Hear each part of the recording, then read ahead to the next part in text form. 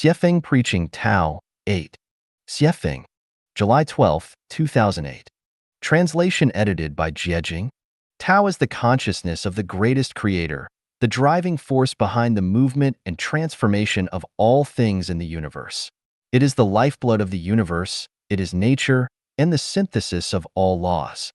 Tao possesses 8 characteristics: holographic order, eternal reliability, instantaneous sensitivity and adaptability, transcendence over time and space with no interior or exterior, spirituality, justice, non-obstruction, and illusory yet actual existence.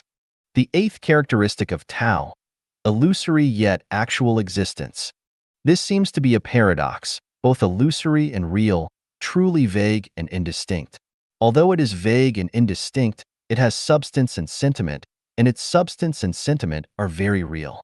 It is said to be boundless, but it has clear edges and corners. It is said to have no tactics or forms, yet its methods are strict, and rewards and punishments are not delayed. It is said to be heartless and unrighteous, yet good and evil are clear, and its affection and righteousness are deep.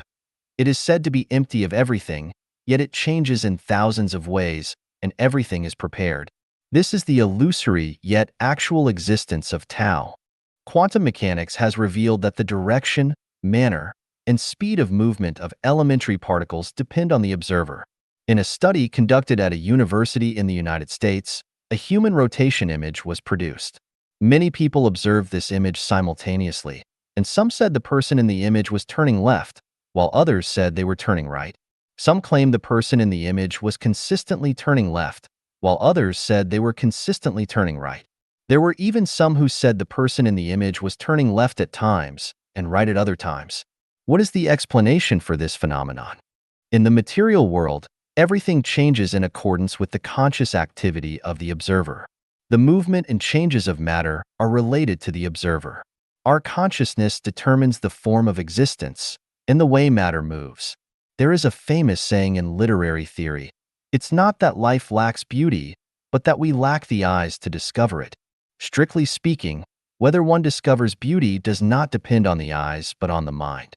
Furthermore, the ability to discover beauty lies in the non-material structure of life. With a beautiful inner structure, everything is seen as beautiful. With an ugly inner structure, everything is seen as ugly. A Buddha sees everything as possessing Buddha nature. A demon sees everything as possessing demonic nature. A celestial being sees everything as naturally ordered and constant, while a person sees everything as being busy for profit. The core of life structure is consciousness. The type of consciousness determines the type of life structure. Japanese scientists once conducted an experiment on the crystallization of water molecules and found that their crystalline structure is influenced by the consciousness applied to them. The more perfect the consciousness applied, the more beautiful the crystalline state.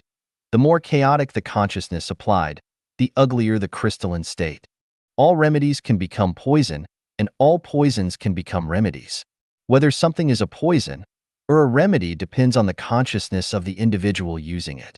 I have revealed in an article before that the nutritional value of food depends on the mindset of the eater. Those who feel grateful absorb more and better nutrients, while those who harbor dissatisfaction absorb fewer and lower quality nutrients. When the mind is restless, sunny days and gentle breezes seem to mock and ridicule oneself, while during a good mood, a sudden downpour appears as a magnificent symphony performed by nature. Take a look at your reflection in the mirror. If you're feeling troubled internally, your expression will likely be gloomy. If you're feeling joyful, your expression will be radiant with smiles. This also proves that one's external state is determined by their own consciousness. Optimists always have cheerful smiles, while pessimists always wear frowns. Where is heaven? It exists within one's consciousness. If heaven isn't present within one's consciousness, then one will never be able to reach it. And where is hell? It too exists within one's consciousness. If hell isn't present within one's consciousness, then one will never be able to arrive there. When Xiefeng descends to the human world, he acts as a guide, leading some individuals to the heavenly realms of the 1,000-year world, the 10,000-year world, and the celestial islands continent of the Elysium world. The mystery lies here. How does everyone feel? Was it a deception? This is determined by the illusory yet actual existence characteristic of Tao, and it cannot be fabricated. Is there truth or falsehood, good or evil, beauty or ugliness, right or wrong, big or small, many or few, up or down, near or far, closeness or distance? No. If they exist, it's because of one's own consciousness. In the eyes of lovers, even an ordinary person can seem as beautiful as she sure, while in the eyes of enemies, even a good person can appear demonic. Penglai and Taiji see Xiefeng as beautiful, while Xiaoxi and Sidong see him as ugly. Is Xiefeng truly beautiful or ugly? Isn't it determined by the observer's consciousness? Even if an elephant is beautiful, a mouse wouldn't want to marry it and start a family. Even if a fox is wise, chickens and ducks wouldn't consider it their master. Tao is elusive. We can sense its presence, but we cannot see it, much like how we cannot see the non-material structure of life. Yet, Tao exists. As humans, we often feel powerless and unable to act as we wish. This is due to the constraints of Tao. Strictly speaking, it's not that Tao restrains people, but rather that people haven't fully entered Tao. Without entering Tao, we can only drift along in the kingdom of necessity. However, once we enter Tao, we enter the kingdom of freedom, where we can create everything according to our consciousness and desires. Let's examine how Jehovah in the Bible manifested everything according to his will. Jehovah declared, "Let there be light," and light came into existence. Jehovah said, "Let the earth sprout vegetation, plants yielding seed, and fruit trees bearing fruit in which is their seed, each according to its kind, on the earth." And it was so. Whatever Jehovah's consciousness willed, it materialized, transforming the ethereal into the tangible. Now, let's explore the miraculous abilities of the super-celestial being named Yue on Xiefeng Island in the Celestial Islands continent of the Elysium world.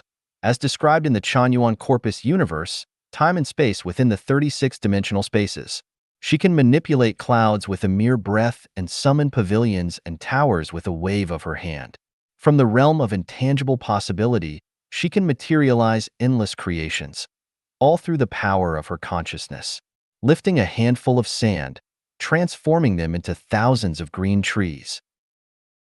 It's both elusive and tangible. It's a bit mystical, isn't it?